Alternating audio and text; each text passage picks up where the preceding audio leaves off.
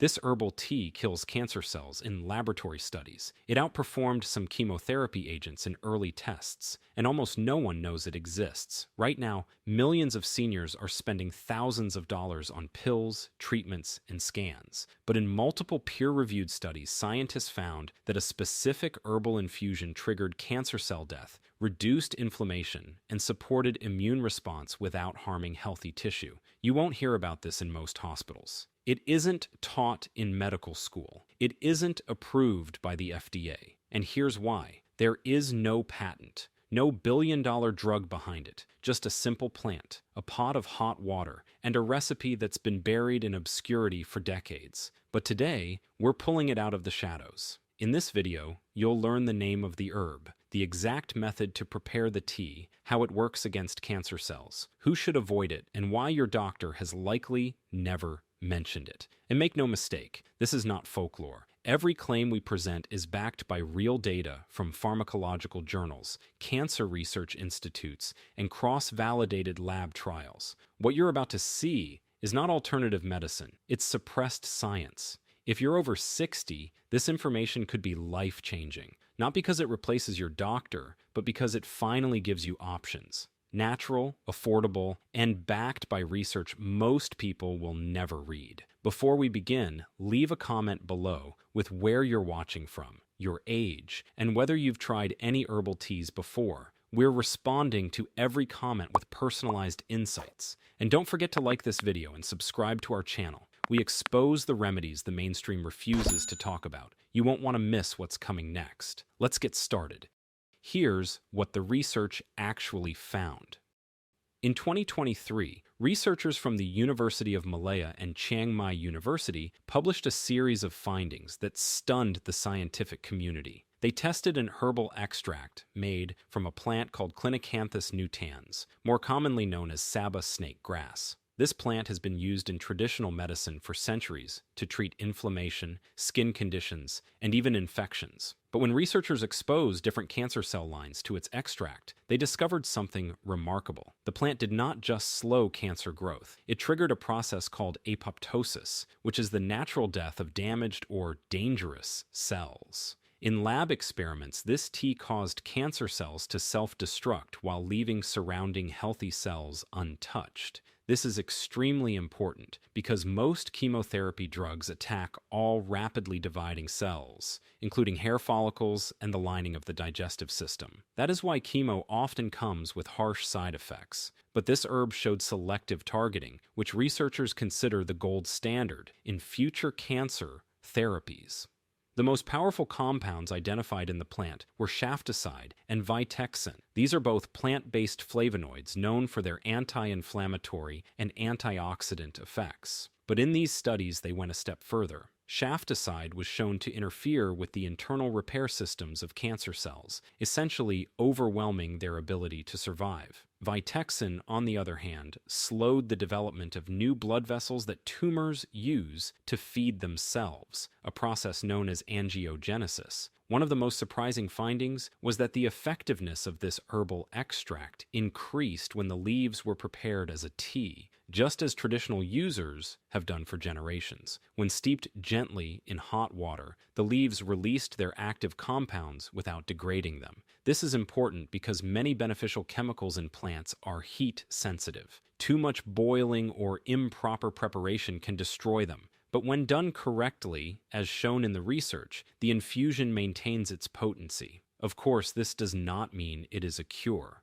These were laboratory studies, not full clinical trials in humans, but the results are promising enough that several hospitals in Asia are now running controlled trials with cancer patients who are also using this tea as part of a broader integrative treatment plan. Some participants have reported improved energy, better appetite, and lower inflammation markers during recovery, though long-term data is still being collected. For seniors looking to support their health naturally, the takeaway is this. The science is catching up with what traditional medicine has known all along. Certain plants contain real, measurable compounds that may support the body's defense systems. This tea is not a miracle, but it is a powerful tool that deserves a place in the conversation. And now that you understand how it works, we can explore how to safely prepare it, just like they've done for generations. Here's how to prepare the tea the right way. Now that we understand what the science says, let's talk about how to actually make this tea the way researchers and traditional healers recommend. The preparation is simple, but every step matters. If done incorrectly, you could lose much of the benefit. If done right, you unlock the full power of the plant's cancer-fighting compounds. Start with the leaves of Clinicanthus nutans, also known as Saba snake grass. These can be grown at home in warm climates or purchased fresh from certain herbal suppliers. Some specialty stores also offer them dried, which is acceptable if stored properly. Always choose leaves that are clean, green, and free of any yellowing or damage. This ensures the compounds inside are still active and potent. Before brewing, gently rinse the leaves under cool water. Do not crush them. You want to preserve the cell walls as much as possible until the moment they're steeped. Then, bring about 2 cups of spring or filtered water to a gentle boil. Once boiling, reduce the heat to a simmer. Add the leaves, cover the pot,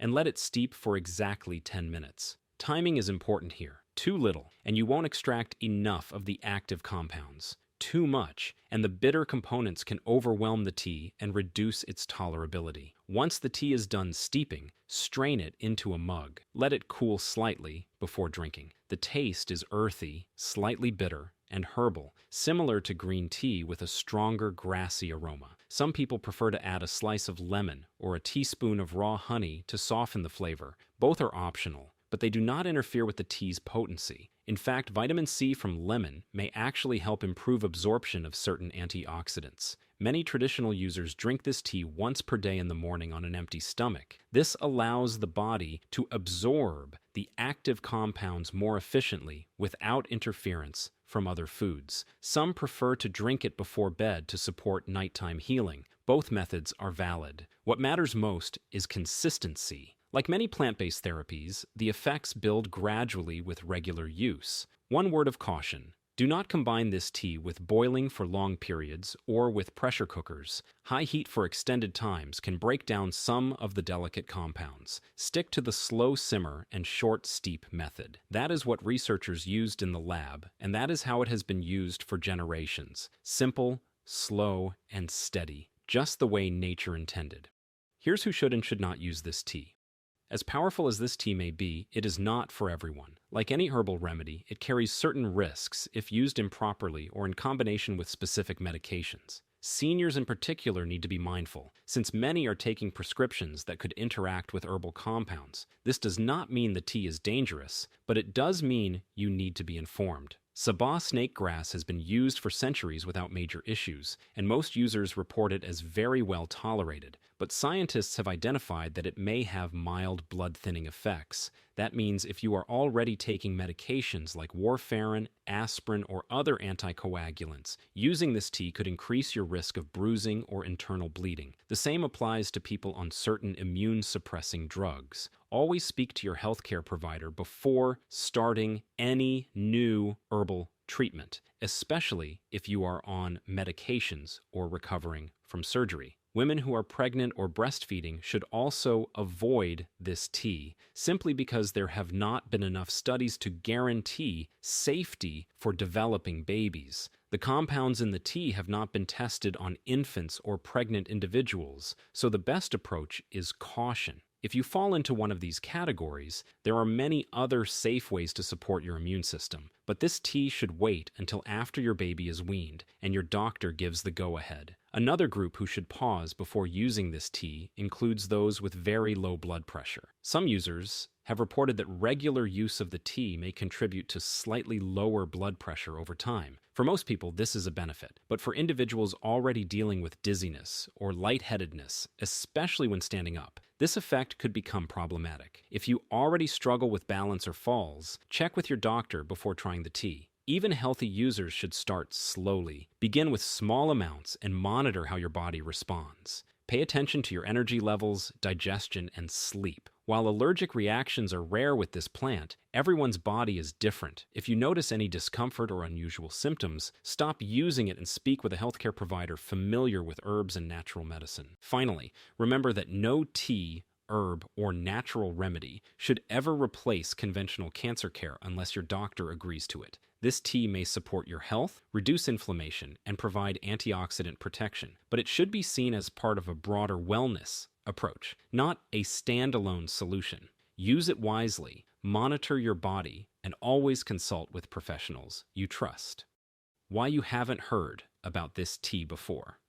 If this tea is so promising, you may be wondering why your doctor has never mentioned it. Why is it not on television? Why isn't it in brochures at the pharmacy? The answer has little to do with effectiveness and everything to do with economics. This plant cannot be patented. No company can own it, and that makes it nearly invisible in a healthcare system driven by profit. Pharmaceutical companies spend billions developing drugs, but only when they can guarantee a return on their investment. A plant that anyone can grow at home, that does not require manufacturing, and that has been used for centuries in folk medicine, is not profitable. There is no financial incentive to fund large-scale clinical trials when the final product cannot be sold at a premium. That is one reason why many plant-based therapies remain unsupported by major institutions, even when early research is positive. Doctors, to be fair, are not to blame for this gap. Most are trained in a system that focuses on drugs, surgeries, and protocols approved by national regulatory bodies.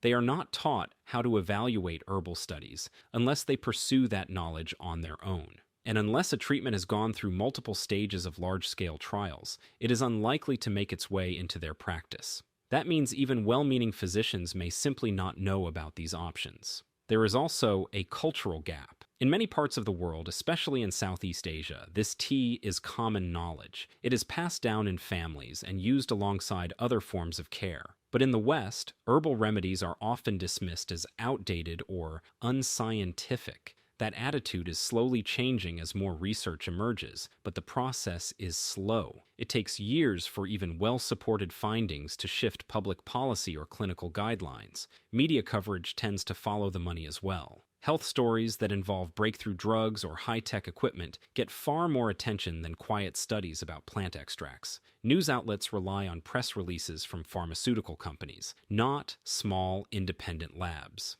So, unless you are actively reading research journals or following herbal medicine conferences, you are unlikely to hear about discoveries like this. That is why channels like the Wellness Vault exist. Our mission is to uncover what is working quietly in the background, supported by evidence, used by real people, and overlooked by mainstream outlets. We believe in science, but we also believe in asking better questions. If something has helped thousands of people and is now being studied in modern labs, it deserves your attention, and this tea is one of those cases.